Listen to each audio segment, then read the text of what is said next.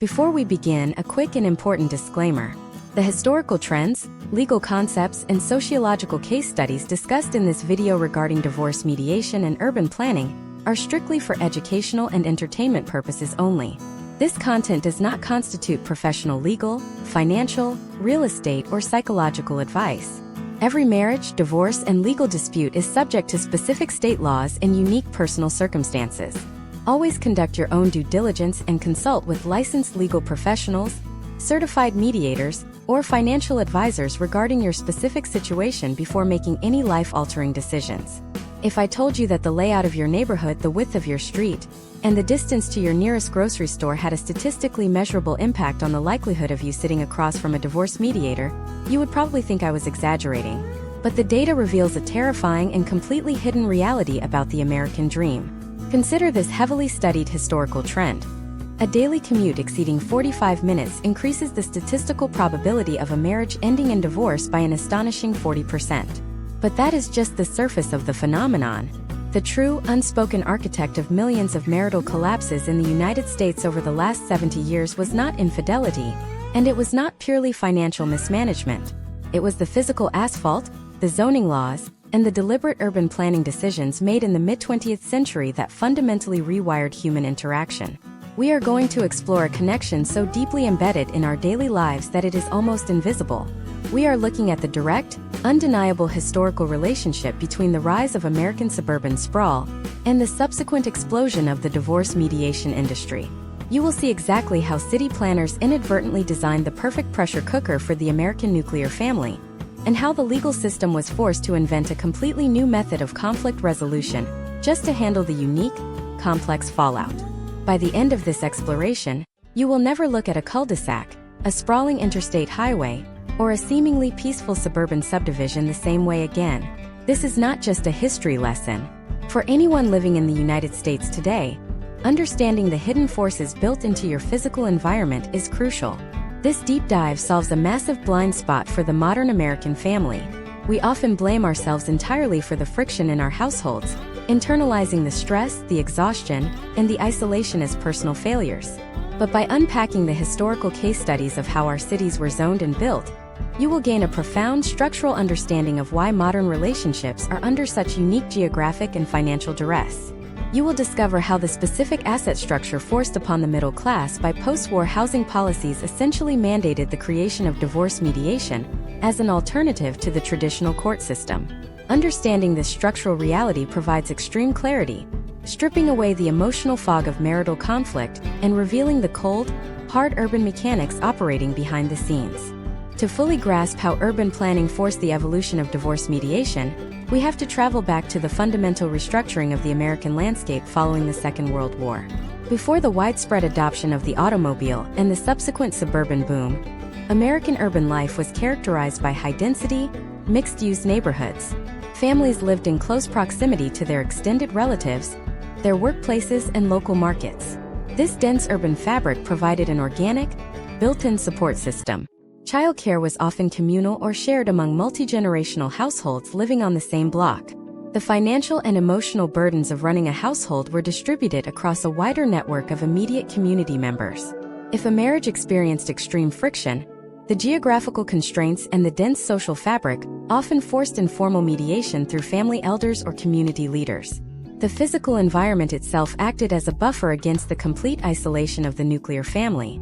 However, the passing of the Federal Aid Highway Act in 1956 and the aggressive implementation of single-family zoning laws radically and permanently altered this dynamic. The American dream was repackaged, aggressively marketed, and subsidized as the ownership of a detached home surrounded by a manicured lawn, intentionally located miles away from commercial centers and industrial hubs. While this provided unprecedented private space, it systematically dismantled the organic community support structures that had sustained families for generations.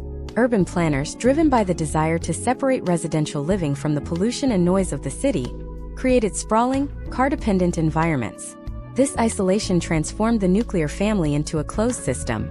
The husband, typically the sole breadwinner during this era, was forced into increasingly long commutes, draining his time and emotional bandwidth. The wife was frequently left isolated in a geographically remote subdivision, lacking the daily, spontaneous adult interaction and communal support that high-density living previously provided. This deliberately designed physical isolation acted as an emotional pressure cooker. The structural stresses of maintaining a mortgage on a large property, managing 2 vehicles required for basic survival in a sprawling landscape, and raising children without extended family nearby began to fracture marriages at an unprecedented rate. But here is the critical turning point where urban planning directly intersects with legal history. When these structurally isolated marriages began to fail, the traditional adversarial court system was completely unequipped to handle the specific nature of the American suburban divorce. Prior to the rise of mediation, the court system was designed for fault-based divorce, a highly combative, public, and destructive process. But suburban sprawl had fundamentally changed the nature of marital assets. The overwhelming majority of wealth for the American middle class was now tied up in a highly illiquid asset, the suburban single-family home. Furthermore, the sprawling nature of the built environment meant that post-divorce logistics were impossibly complex. How do you share custody when the ex-spouses are forced to live in different municipalities to afford rent, separated by a 30-mile highway commute? A judge in a traditional courtroom, bound by rigid legal statutes, could not effectively divide a heavily mortgaged suburban house without forcing a catastrophic financial loss. Nor could a judge adequately schedule the intricate driving logistics required for 2 working parents to ferry children across a sprawling, public transit-starved metropolis. The physical environment itself made adversarial litigation devastatingly impractical.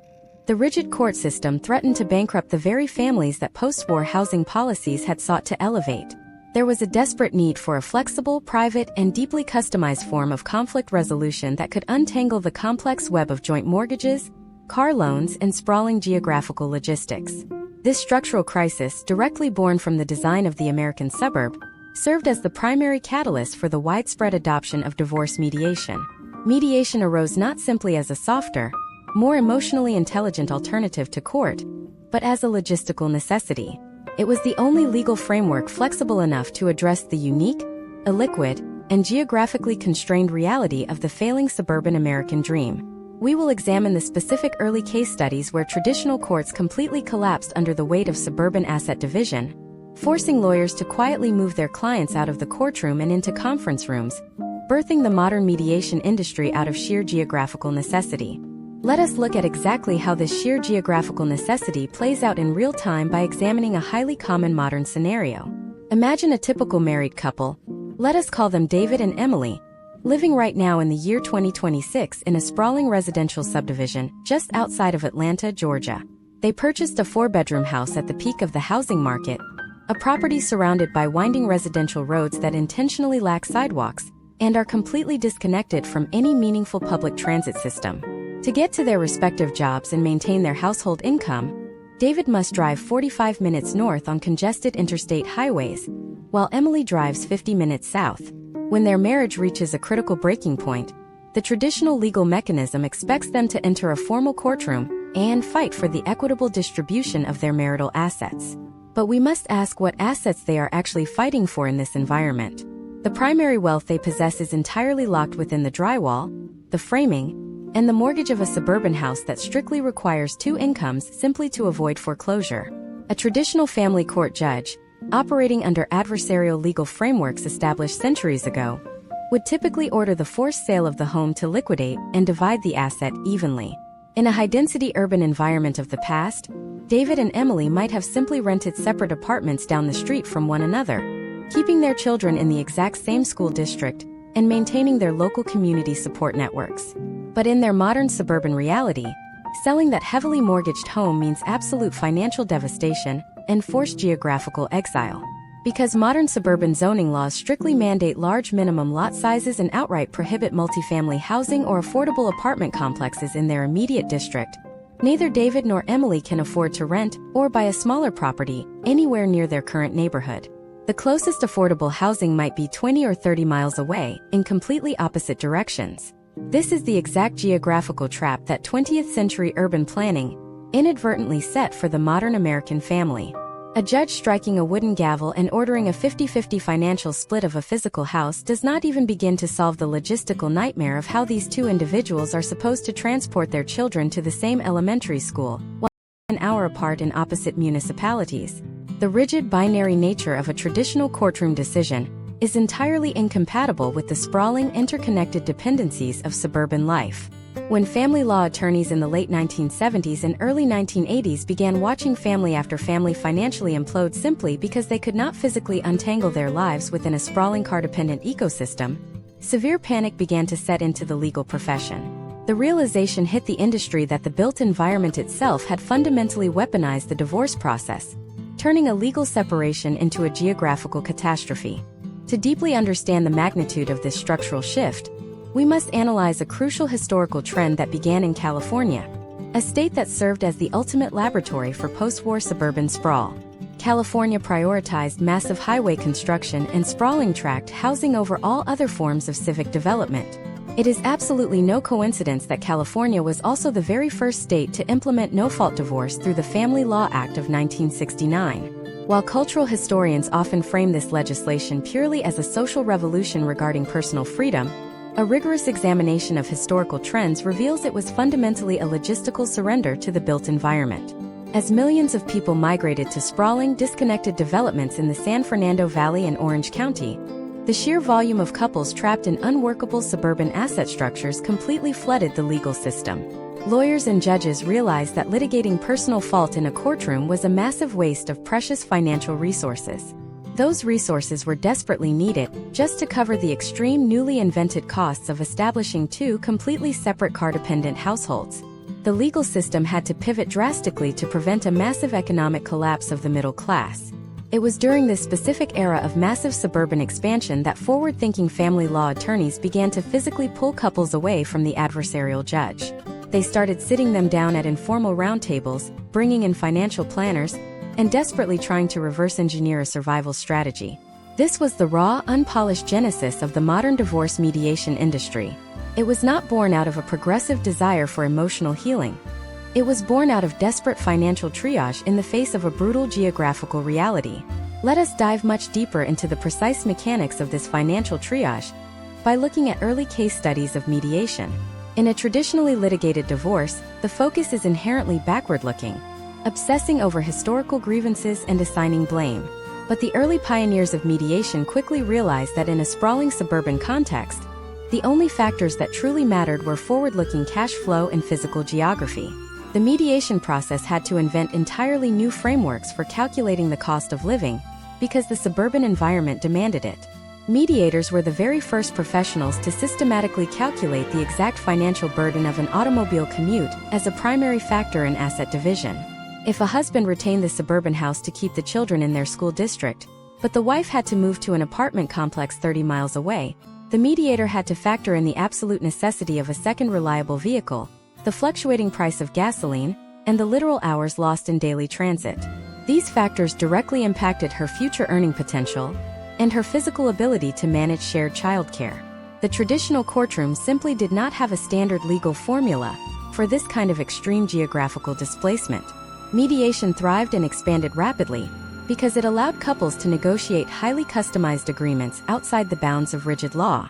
They could creatively trade equity in the home for a reliable vehicle, or they could negotiate highly specific geographical boundaries for future residences. This ensured the children did not spend their entire childhoods trapped in the back seats of cars navigating complex highway interchanges just to see both of their parents. This intense focus on customized, geography-based solutions transformed mediation from a fringe legal experiment into a massive institution that now handles the vast majority of family disputes in the United States. It became the only functional legal shock absorber capable of handling the severe structural flaws of the suburban American dream. However, addressing the financial and geographical fallout of a failed marriage is only half of the equation. We have thoroughly examined how the macro layout of our cities and highways dictates the logistical mechanics of how a marriage ends, but we have not yet examined the far more disturbing reality of how the specific architecture of the home itself actively accelerates the interpersonal conflict. If you think the distance to the grocery store or the length of a commute is a severe stressor, wait until we analyze the highly specific psychological effects of the American cul-de-sac.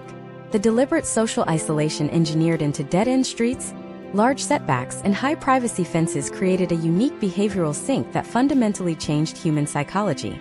When we look at the historical data on domestic disputes, The actual physical shape of the street you live on reveals a chilling predictive pattern about what happens behind closed doors when the pressure becomes too much. To understand this chilling predictive pattern, we must analyze the stark contrast between traditional urban street grids and the modern suburban cul-de-sac. For centuries, the classic urban grid system forced passive socialization. Houses had front porches, minimal setbacks from the street, and sidewalks that directly connected to local commerce. If you lived in this environment, you experienced incidental contact with neighbors, shopkeepers, and pedestrians daily. This provided a natural built-in psychological pressure valve. If a couple experienced severe domestic friction, the sheer permeability of their environment allowed them to step outside, walk down the block, and instantly diffuse that tension by interacting with a broader community network. The environment itself was porous, allowing emotional stress to dissipate into the surrounding neighborhood. However, the post-war suburban boom completely eradicated this porous design in favor of the master-planned cul-de-sac. Originally marketed as the ultimate sanctuary for the American family, the cul-de-sac was deliberately engineered to eliminate through traffic and maximize privacy. Urban planners and real estate developers replaced the front porch with the prominent, two-car attached garage, often referred to by architectural historians as the snout house because the garage literally protrudes forward, dominating the street view. They mandated deep setbacks, pushing the living spaces far away from the street, and surrounded the backyards with 6-foot, opaque privacy fences. While this design successfully reduced traffic noise, it inadvertently constructed a psychological fortress. Imagine a typical scenario right now in the year 2026. Let us look at a couple named Michael and Sarah, living in a master-planned community in Frisco, Texas. Their daily routine perfectly illustrates this structural isolation. They drive home from their respective jobs, pull into their driveway, and press a button on their visor. The garage door opens, they drive inside, and the door shuts firmly behind them before they even step out of their vehicle. They transition from the isolation of their cars directly into the isolation of their home, without making a single point of human contact with anyone in their neighborhood. Their house is not just a residence. It is a closed-loop system. This architectural isolation creates a profound and dangerous psychological load on the modern marriage. In sociology, there is a well-documented concept known as the third place. The first place is the home, and the second place is the workplace. The third place represents the informal public gathering spaces like local cafes, corner pubs, community centers, or public squares where people interact freely without the obligations of work or family. High-density urban areas are rich in third places, but strict single-family residential zoning laws fundamentally criminalized the third place in the American suburb. It became illegal to build a corner coffee shop within walking distance of Michael and Sarah. Because the built environment stripped away the community network and eradicated the third place, spouses were suddenly forced to be everything to one another. Michael and Sarah must act as each other's sole source of emotional support, intellectual stimulation, and conflict resolution. When severe friction inevitably arises in their relationship, they cannot simply walk down the street to cool off in a communal space. They are physically trapped behind their opaque fence, at the end of a dead-end street, miles away from any public outlet. The architectural design of the cul-de-sac acts as an emotional amplifier, taking minor interpersonal annoyances and reflecting them back and forth within the closed walls of the home until they reach a boiling point.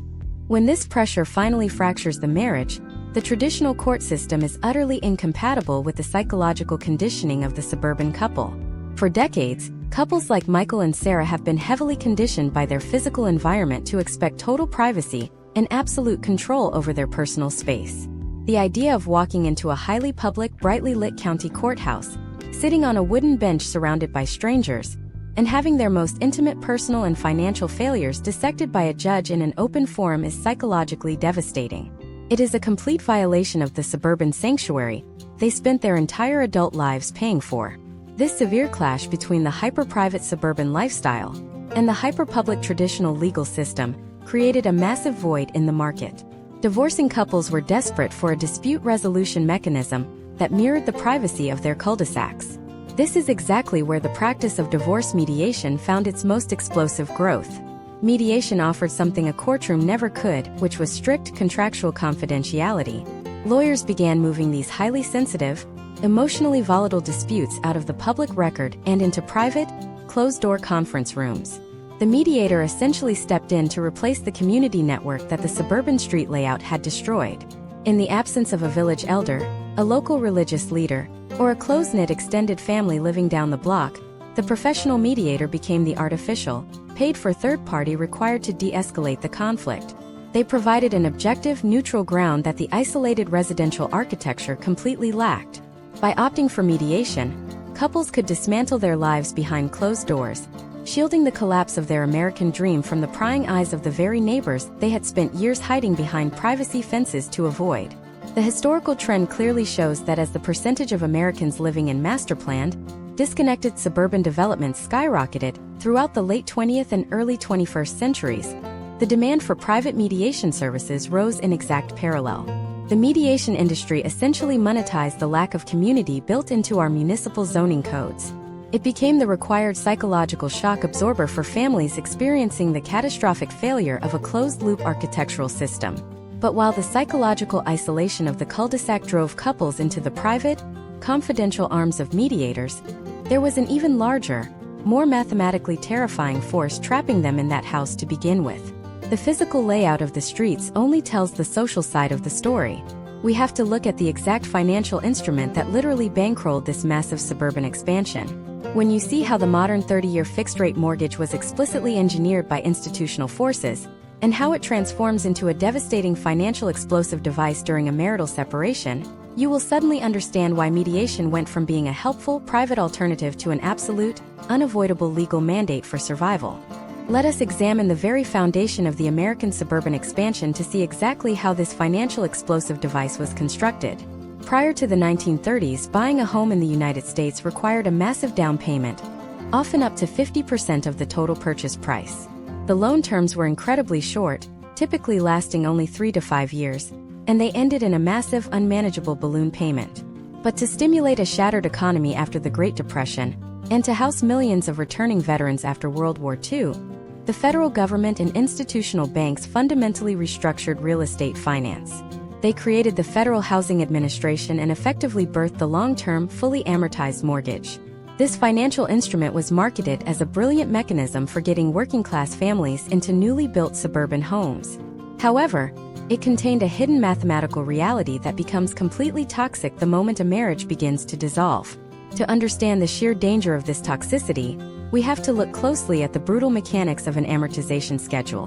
When you take out a standard 30-year mortgage, you are not paying off the principal evenly over 3 decades. The bank deliberately structures the loan so that the interest is heavily front-loaded to protect their own investment.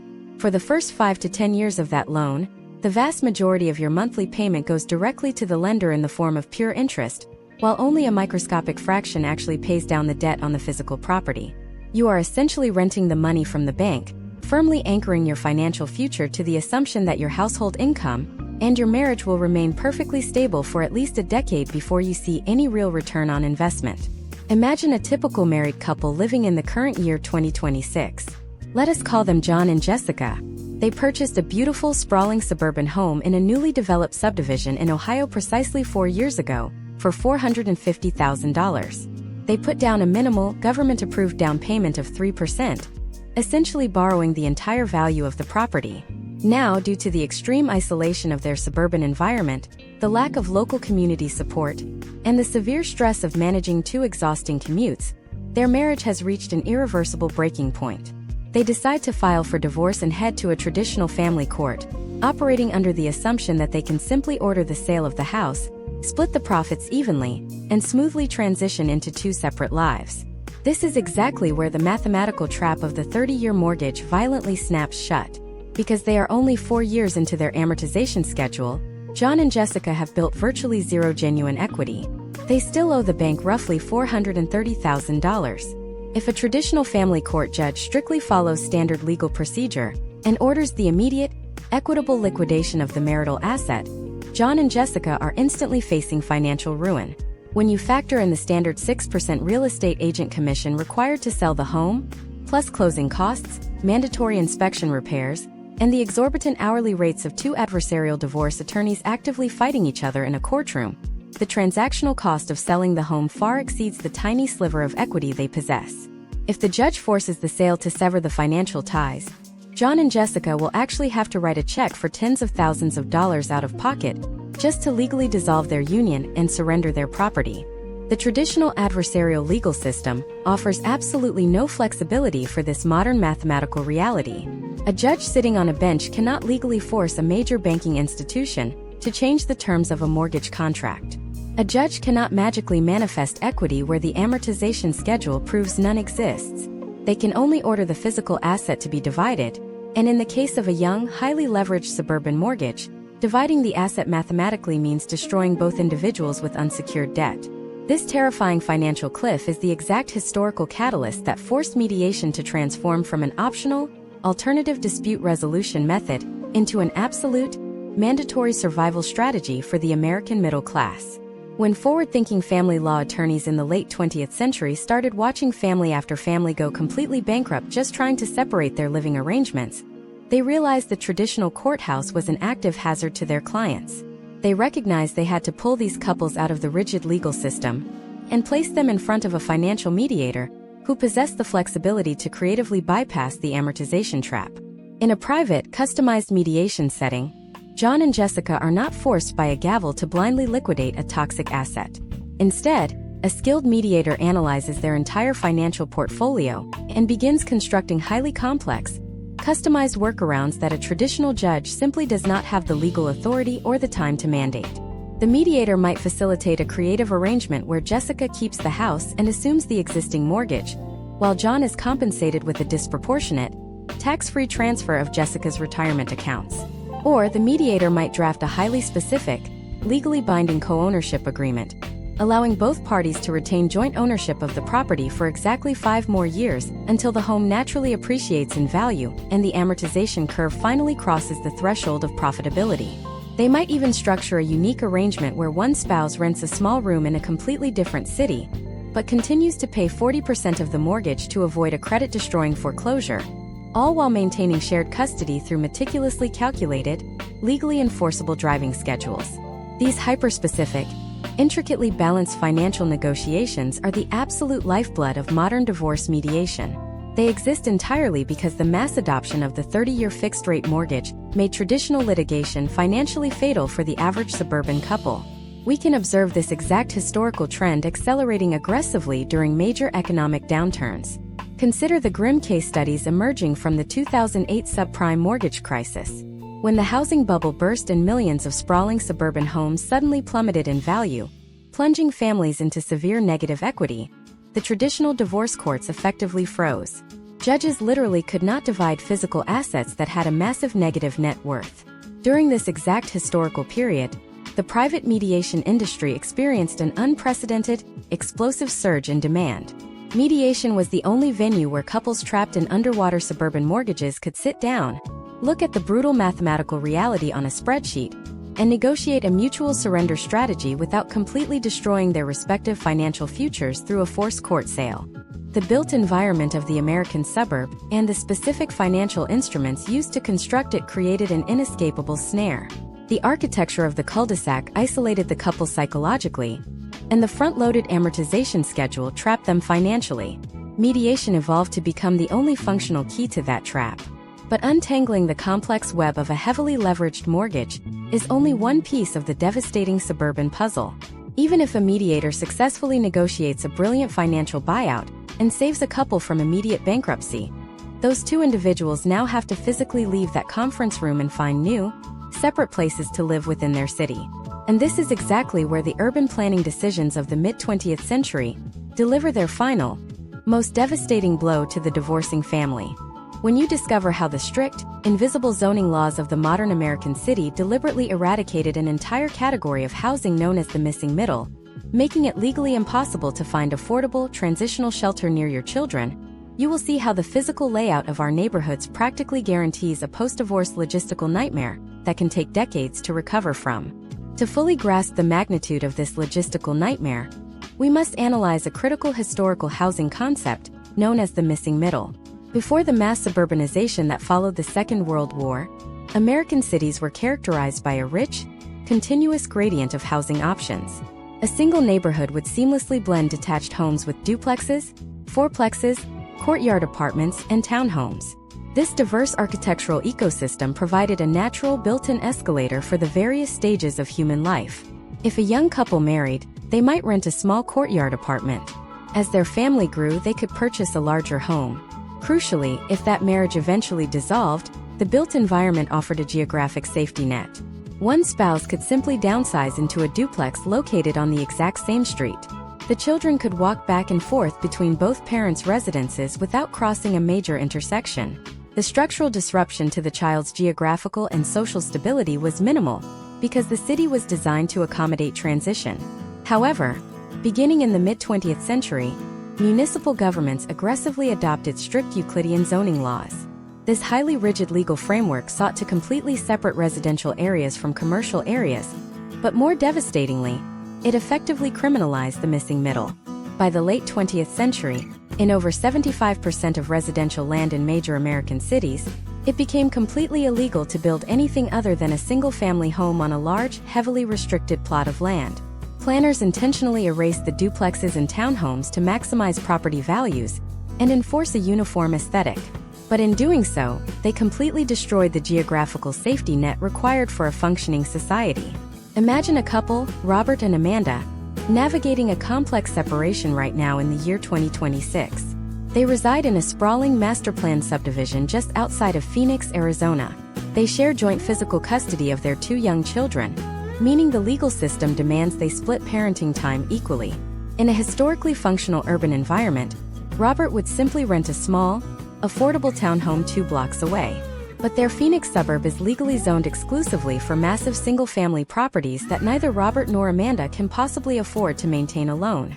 The nearest legally permitted apartment complex that can adequately house children is located 15 miles away, situated across a dangerous, 8-lane arterial highway, and completely outside of their highly rated, local school district. If Robert signs a lease at that distant apartment complex, the fallout is catastrophic. The children will be forced out of their established school, stripped of their neighborhood friends, and subjected to a grueling daily commute across hostile, car-dependent infrastructure just to maintain a relationship with their father. This is the exact moment where the divorce mediator is forced to transition from a legal negotiator into an amateur urban planner. A judge in a traditional overburdened family court does not have the capacity, the time, or the legal mandate to analyze municipal zoning maps, calculate highway traffic patterns, or study school district boundary lines. A judge simply issues a ruling, but in the private, intensive environment of the mediation conference room, the mediator is forced to confront the brutal reality of the city's blueprint head-on. The mediator must literally pull up geographical maps alongside the family's financial spreadsheets. They are no longer just dividing bank accounts. They are desperately searching for logistical loopholes in a built environment that actively resists family restructuring. This extreme geographical impossibility has birthed radical, desperate solutions within the modern mediation industry. Because the city offers absolutely no affordable, proximate housing, mediators have overseen a massive historical trend toward a highly complex arrangement known as birdnesting. In a birdnesting agreement, the children remain completely stationary in the heavily mortgaged, single-family suburban home. It is the parents who are forced to rotate in and out of the property based on a strict, mathematically rigid custodial schedule. Robert and Amanda might be forced to jointly rent a tiny, inexpensive studio apartment halfway across the city. During his designated custody week, Robert lives in the large suburban home with the children, while Amanda lives in the distant studio. The following week, they swap locations entirely. Birdnesting is not a trendy, progressive lifestyle choice. It is a forced, desperate adaptation to a hostile urban environment that refuses to provide alternative housing.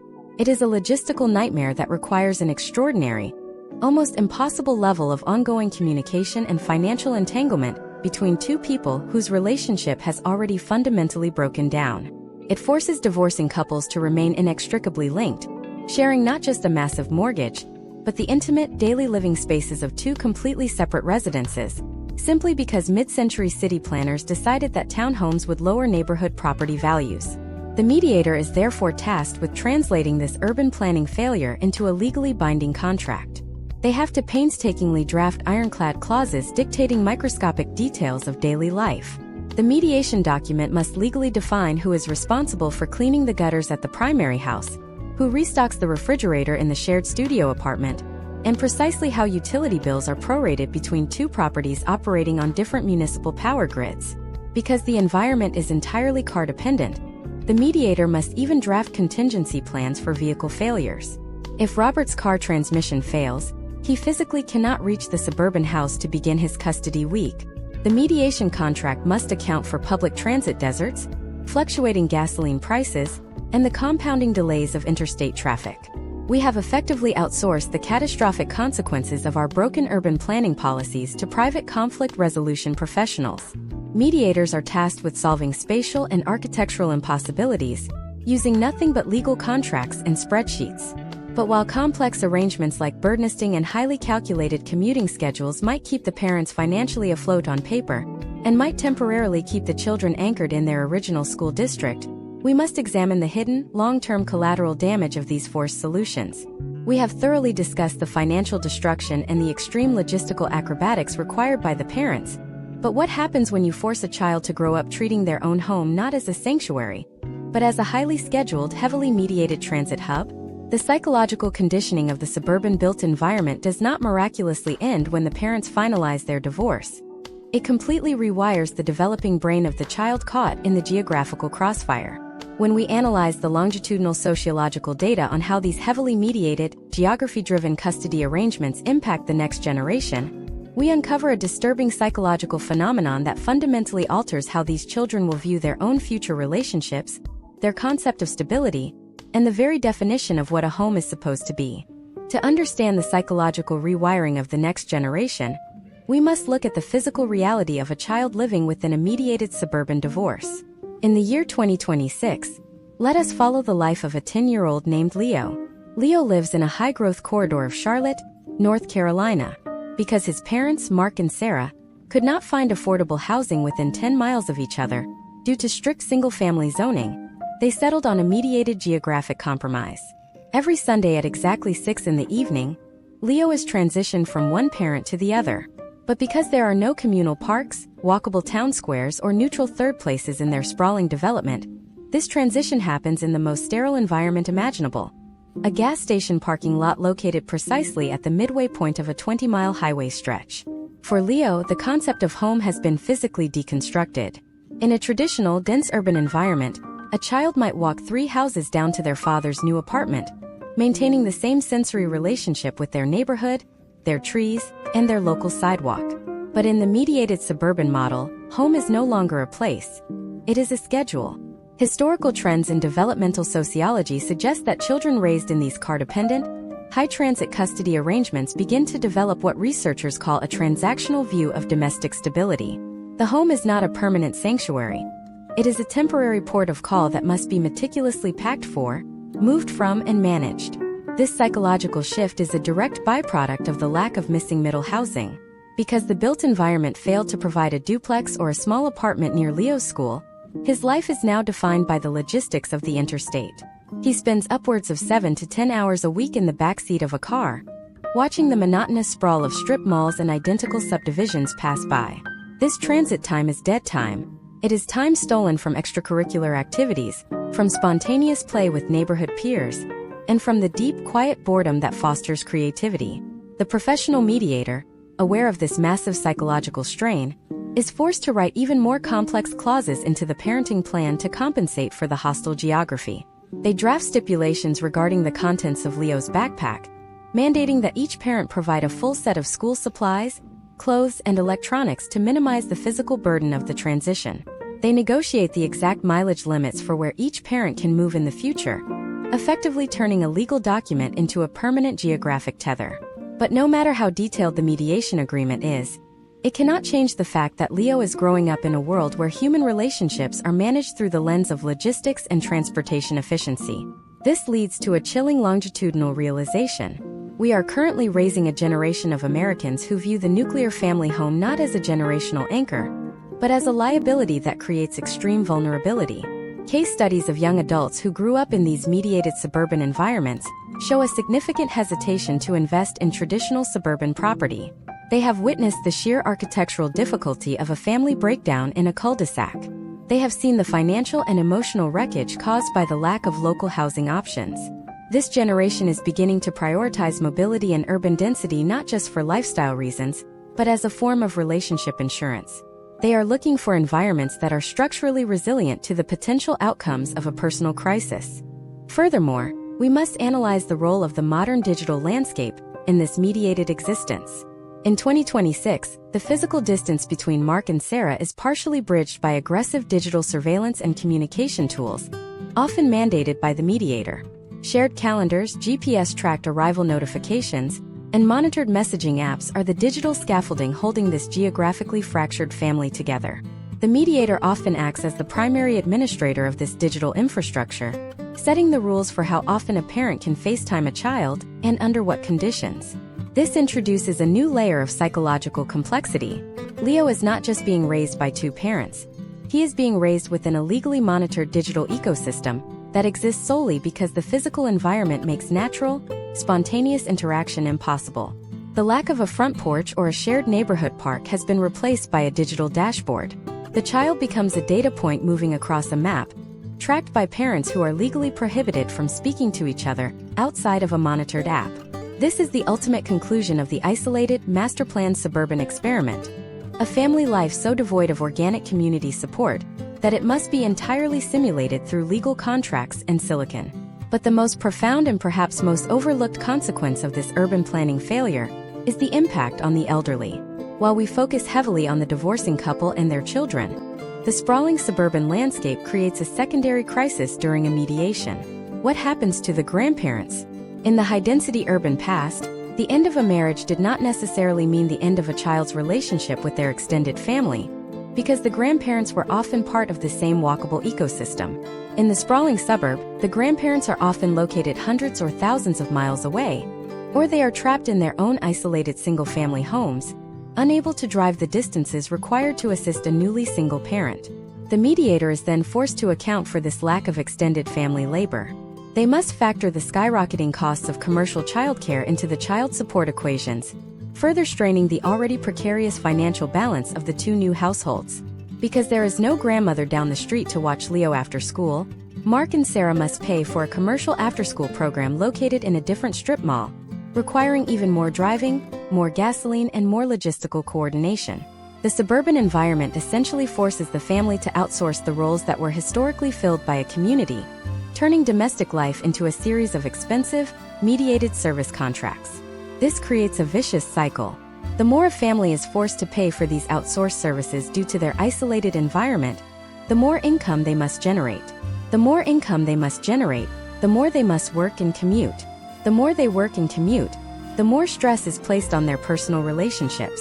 The more stress is placed on their relationships, the more likely they are to end up back in a mediator's office, trying to solve an architectural problem with a legal pen. We have built a civilization that is functionally incompatible with the inevitable fluctuations of human intimacy.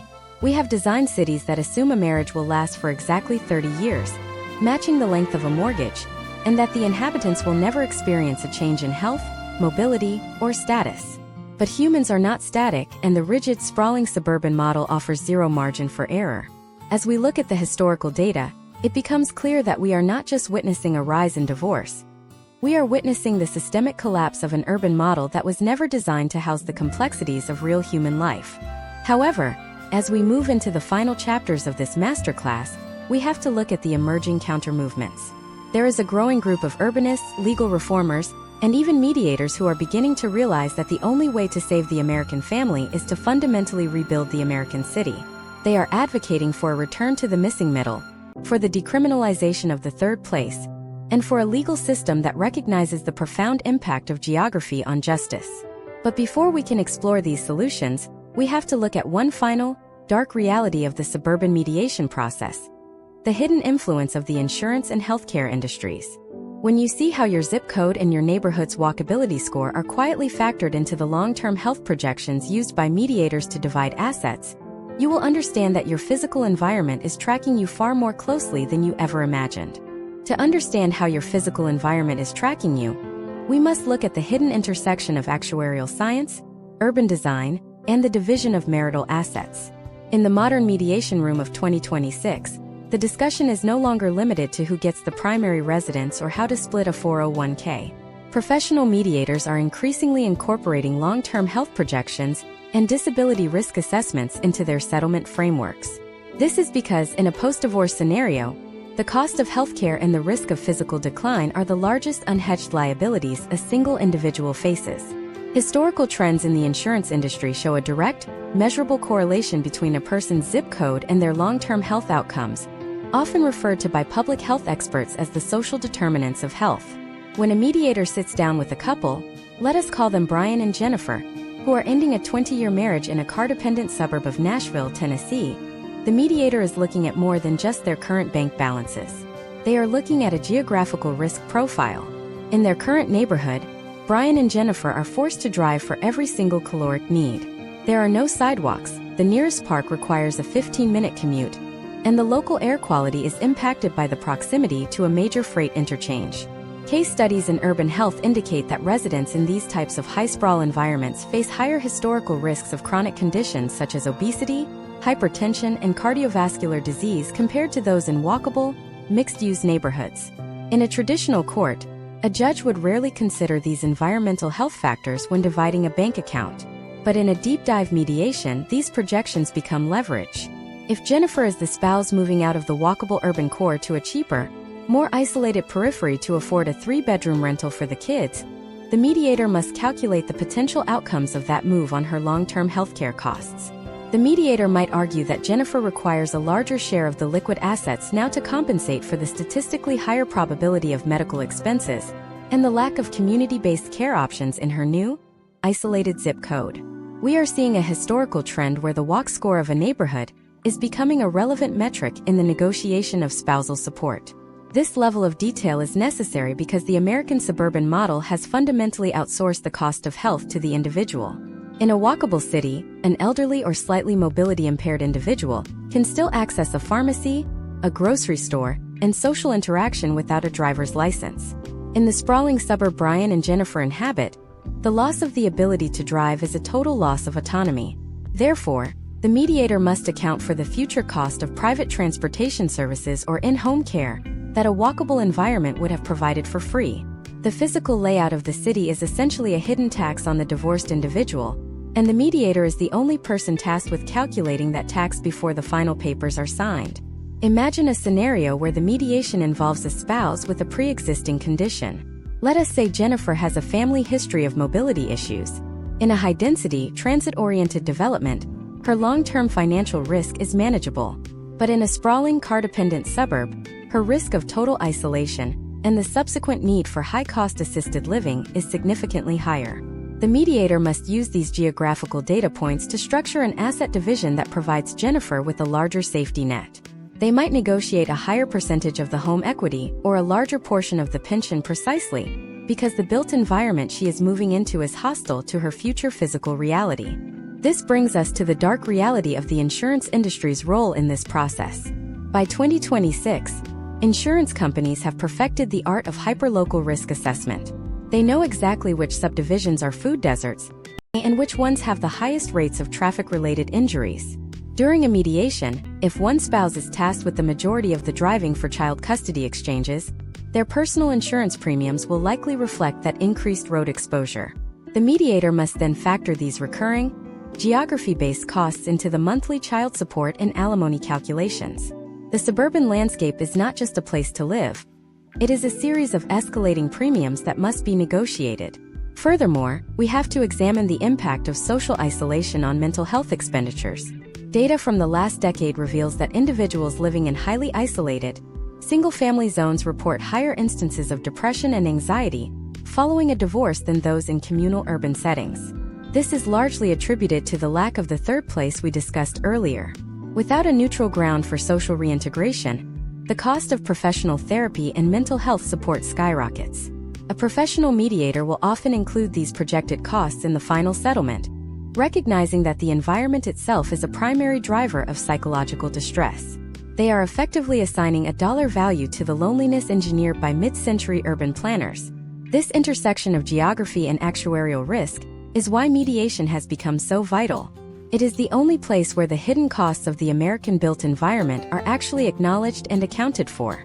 While the public sees a suburban house as a fixed asset, The mediator sees it as a liability influenced by municipal zoning, transit accessibility, and environmental health risks.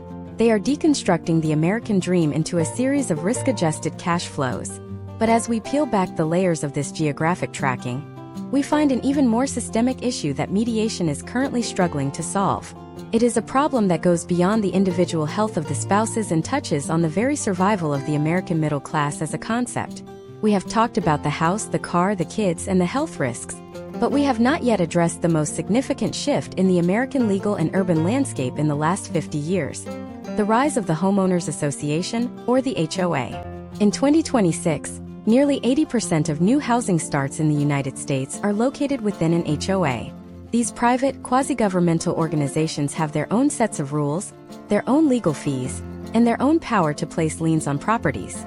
When a marriage fails in an HOA-controlled suburb, the complexity of the mediation triples. The HOA is the silent, third party at every negotiation table, holding veto power over how a property is used, who can live in it, and even how the exterior must look during a forced sale.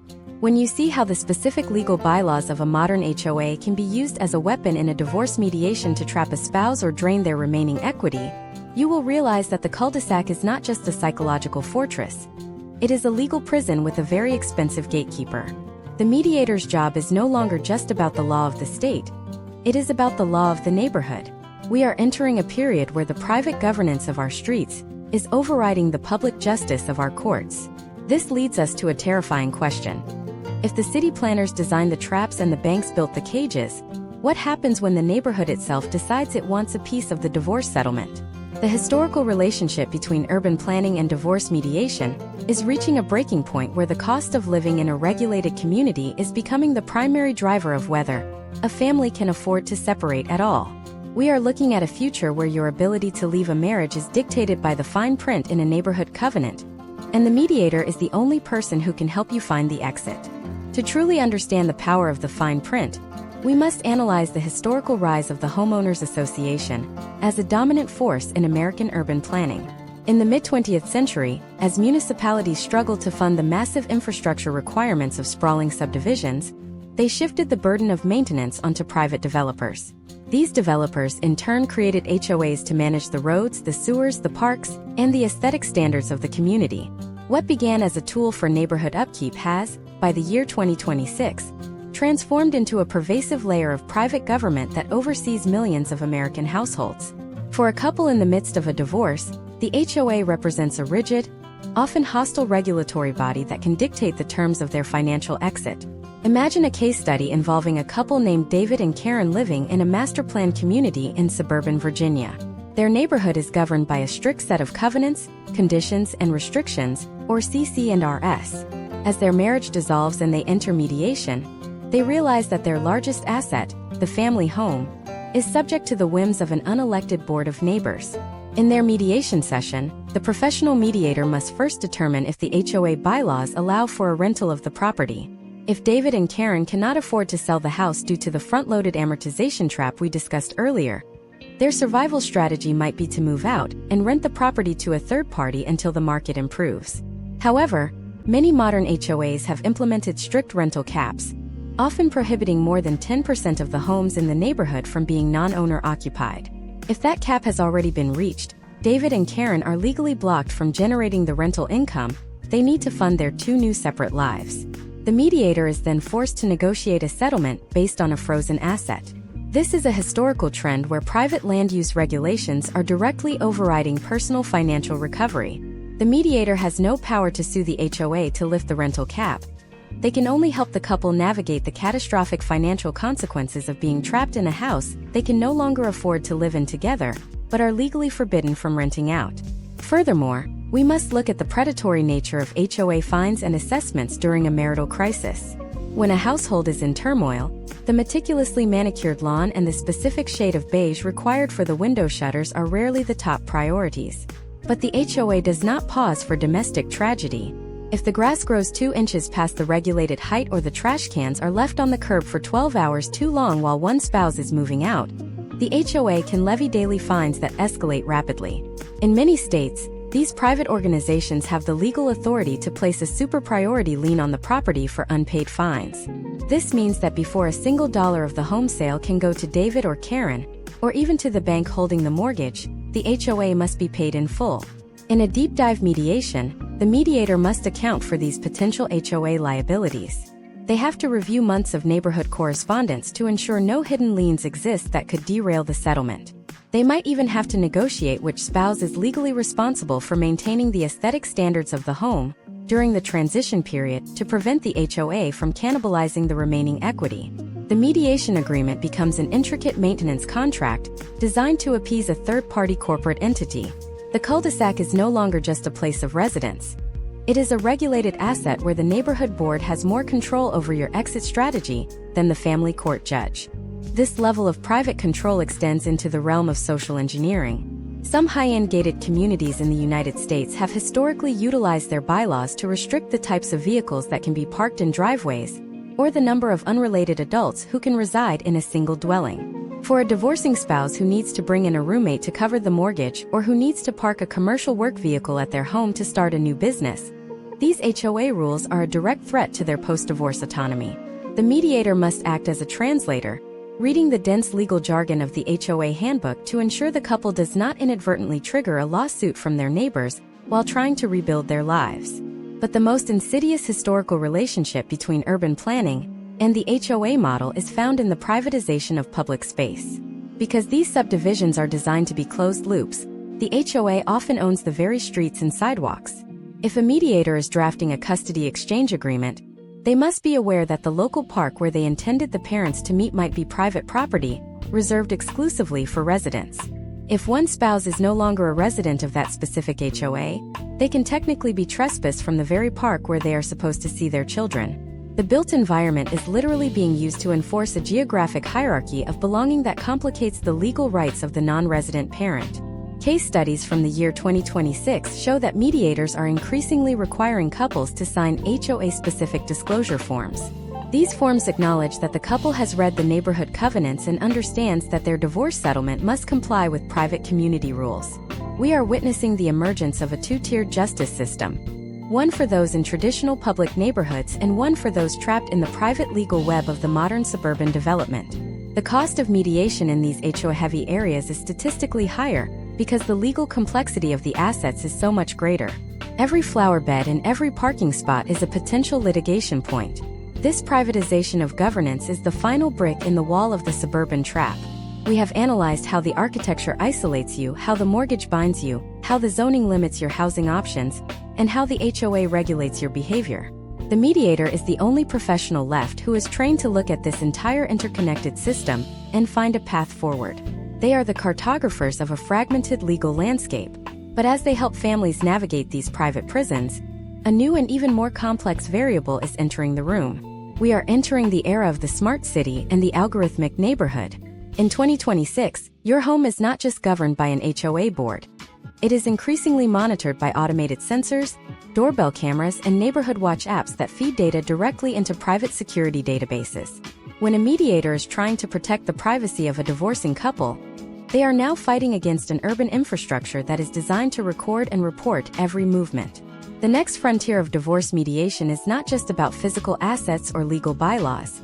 It is about the ownership and control of the digital footprint left by your own house. When you see how your smart home data and neighborhood surveillance footage are being used as evidence in mediation to track parenting time and monitor lifestyle choices, you will realize that the isolation of the suburb was just a prelude to a much more intense form of digital scrutiny. The open loop of the smart suburb is about to change everything we know about domestic privacy. To understand the full scope of this digital scrutiny, we must analyze the historical transition from the physical walls of the 1950s suburb to the data-driven surveillance of the year 2026. In the early days of suburban sprawl, privacy was a function of distance and architectural barriers. You hid your marital struggles behind a brick facade and a manicured hedge. But as urban planning integrated with smart city technology, the home itself became a witness. Modern master plan communities are now outfitted with an invisible layer of digital infrastructure, ranging from automated license plate readers at the subdivision entrance to hyper-connected home automation systems that track every door opening, thermostat adjustment, and light switch activation. Imagine a couple named Marcus and Elena navigating a high-stakes mediation in a tech-integrated suburb of Seattle. In a traditional 1990s divorce, the primary evidence would be bank statements and perhaps a physical diary. But in 2026, Marcus and Elena are sitting in a mediation suite, while a forensic digital specialist presents a heat map of their household activity derived from their smart home hub. The mediator uses this data to settle a dispute over primary caregiving roles. If Marcus claims he was the primary parent responsible for morning routines, but the digital logs show his smartphone was consistently miles away at a gym while Elena's device was active in the kitchen and the children's bedrooms, the historical trend of digital evidence begins to shift the leverage of the negotiation. This is the reality of the algorithmic neighborhood. Your physical environment is constantly generating a ledger of your behavior that can be subpoenaed, analyzed, and used as a central pillar in a mediation settlement. The professional mediator has had to evolve into a data interpreter. They are no longer just looking at the equity in a house, they are looking at the value of the household data. Case studies in recent years have shown that smart doorbell footage is now one of the most frequently utilized forms of evidence in custody disputes. These cameras, designed by urban planners and tech companies to provide a sense of security against outsiders, are increasingly turned inward. They record exactly when a parent arrives for a swap, the emotional state of the child during the transition, and even who is visiting the home after hours.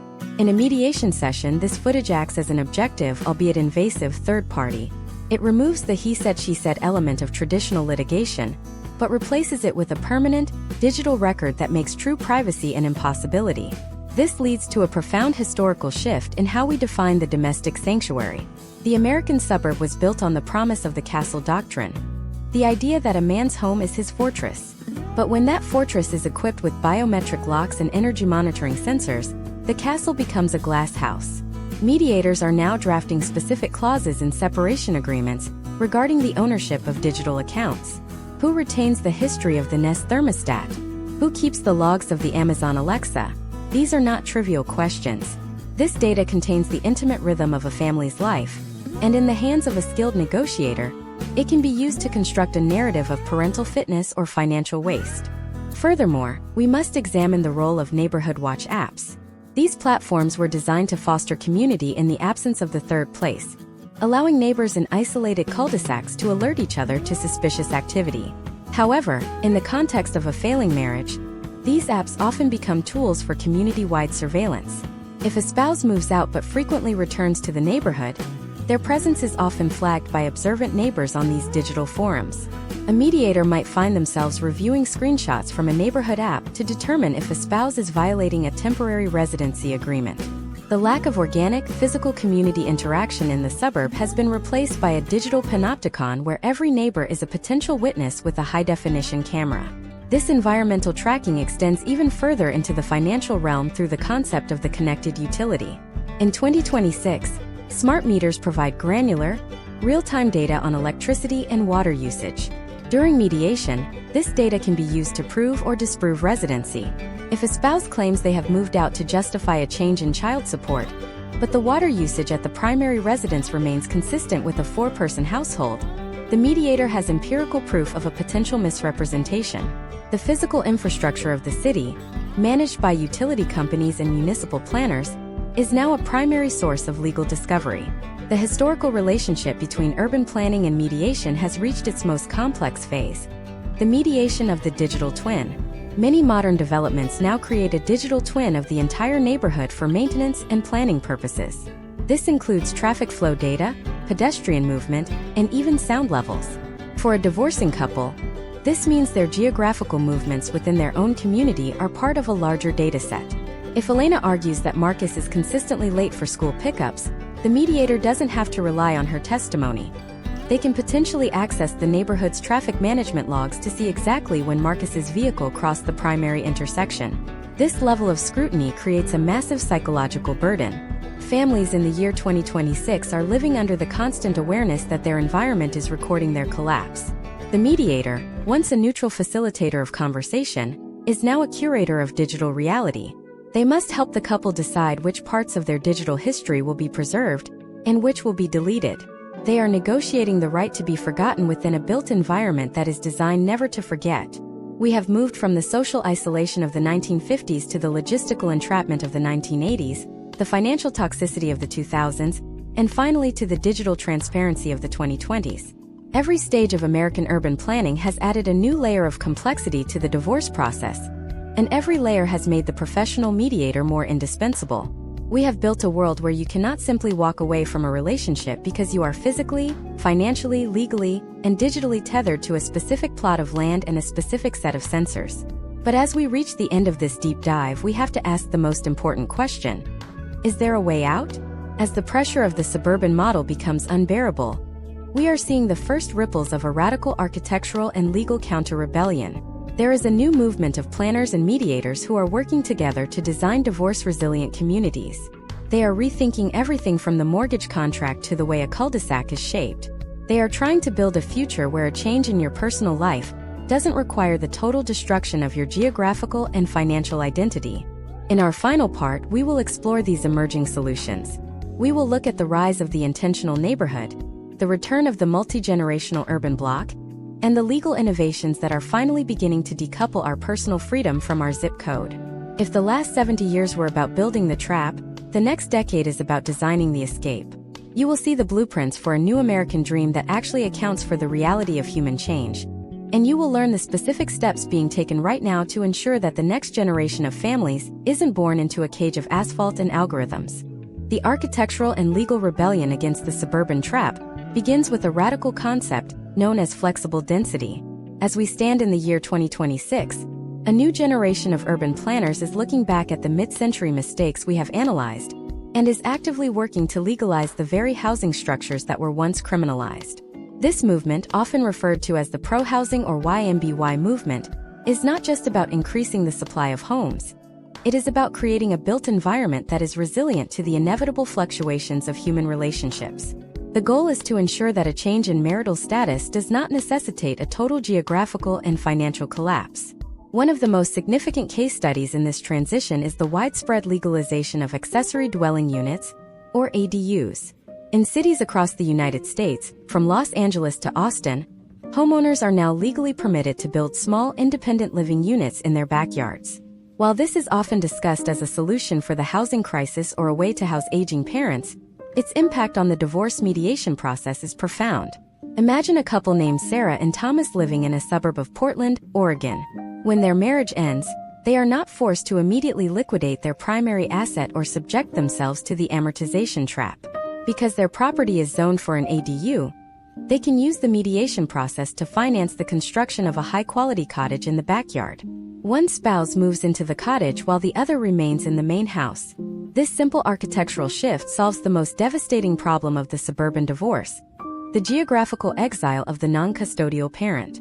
In this scenario, Sarah and Thomas maintain their proximity to their children and their local school district.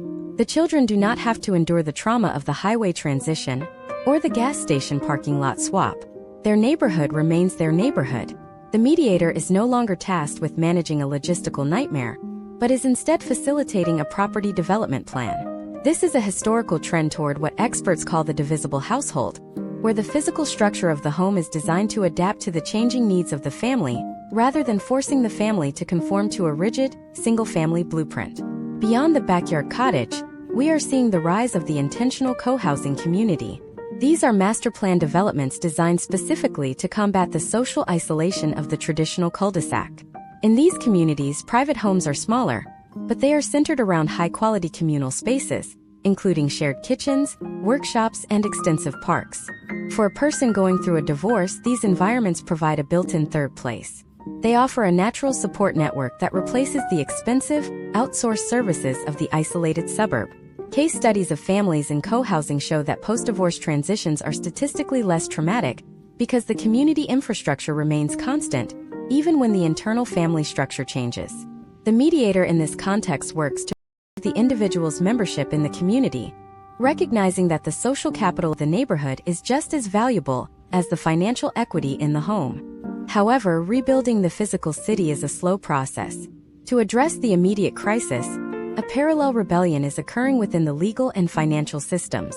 We are witnessing the emergence of the shared equity mortgage and the divorce-resilient loan product. Historical trends in the banking industry are beginning to shift away from the rigid, 30-year fixed-rate model for every consumer. New financial instruments are being developed that allow for the easier removal of a spouse from a title without triggering a full refinance at a higher interest rate. Some innovative lenders are even exploring the potential outcomes of offering mortgage insurance, specifically designed to cover the transactional costs of a marital separation. This financial innovation, combined with more flexible mediation frameworks, is designed to prevent the total wealth destruction that has characterized the suburban divorce for the last 50 years. Furthermore, there is a growing movement to reform municipal zoning to prioritize walkability as a legal right. By legalizing corner stores, small cafes, and local offices within residential zones, cities are effectively restoring the psychological pressure valves that were lost in the 1950s. This reduces the daily stress on the marriage and, in the event of a separation, provides the infrastructure for a more manageable solo life. A person living in a walkable, mixed-use neighborhood is less dependent on the expensive, car-centric logistics that often bankrupt a newly single parent. The mediator's job becomes significantly easier when the physical environment supports, rather than hinders, human autonomy. We must also look at the role of the digital landscape in this new model. While we previously discussed the digital panopticon, there is a counter-movement focused on data sovereignty and privacy by design. New smart home protocols are being developed that allow users to easily partition their data during a legal separation. This means a spouse can move out and instantly revoke the house's ability to track their movement while maintaining their own private digital identity. Legal reformers are working to ensure that digital surveillance data from smart city infrastructure is strictly controlled and cannot be weaponized in mediation without extreme cost. This is a crucial step in restoring the sense of sanctuary that the modern suburb has eroded. As we conclude this deep dive, it becomes clear that the relationship between urban planning and divorce mediation is a story of unintended consequences and necessary adaptations. We built a world of asphalt, cul-de-sacs, and front-loaded mortgages based on a static vision of the American family. When that vision failed to account for the dynamic reality of human life, we were forced to invent the mediation industry to handle the fallout. For decades, mediators have been the ones quietly picking up the pieces of a broken urban experiment. But the future does not have to be a series of mediated survival strategies. By understanding the historical relationship between our streets and our relationships, we gain the power to demand a different kind of city. We can advocate for the missing middle, for the return of the third place, and for a financial system that prizes resilience over rigidity. We are moving toward a model where the American dream is no longer a trap, but a platform for growth and change.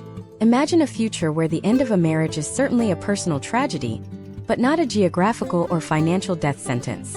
Imagine a city that holds you up when your personal world falls apart, providing you with a walkable path to a new apartment, a local community that knows your name, and a legal system that values your time and your privacy as much as your property. This is the potential outcome of the current architectural and legal rebellion. The blueprints are being drawn right now. The next generation will not be defined by the cages we built for them, but by the bridges we choose to build today. While we have thoroughly explored how our physical environment shapes our personal exits, we have yet to look at the other side of the coin. If the way we build our cities dictates how we fall apart, does it also dictate how we find each other in the first place? In our next series, we will dive into the disturbing historical connection between modern urban design and the total collapse of the American dating market. You will see how the same zoning laws that trap you in a marriage are the very ones making it impossible for millions of young Americans to ever start one.